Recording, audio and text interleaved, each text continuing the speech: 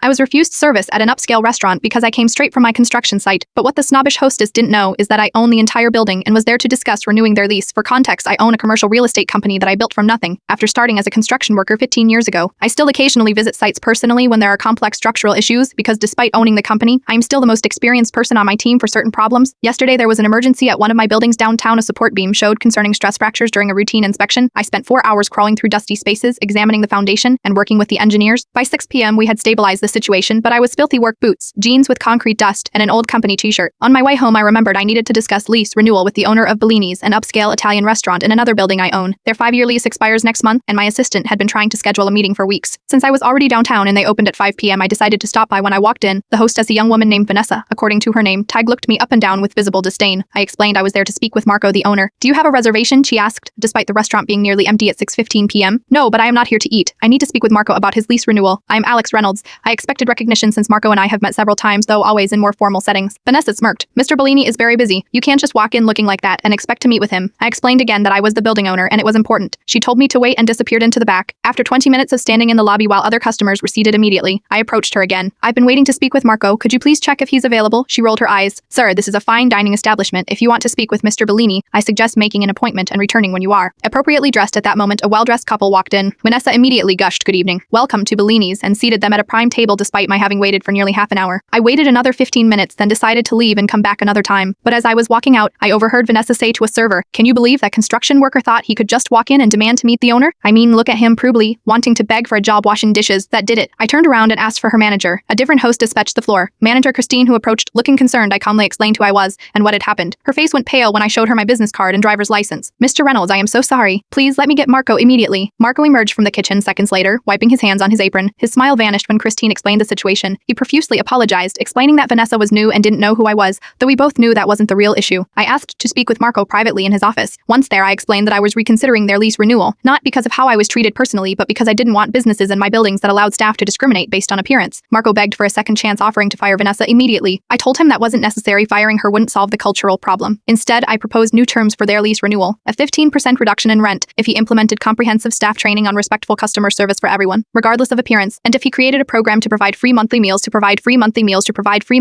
construction workers and maintenance staff who keep our buildings functioning. I also requested that Vanessa be part of developing and implementing this program rather than being fired. If she couldn't change her perspective after that experience, then termination would be her choice. Marco agreed to everything. As we walked back through the restaurant, Vanessa's jaw literally dropped when she saw Marco treating me with deference. The look on her face when Marco introduced me as his landlord and the owner of the building was priceless. Sometimes the best revenge isn't getting someone fired, it's giving them the opportunity to become a better person while creating positive change that helps others.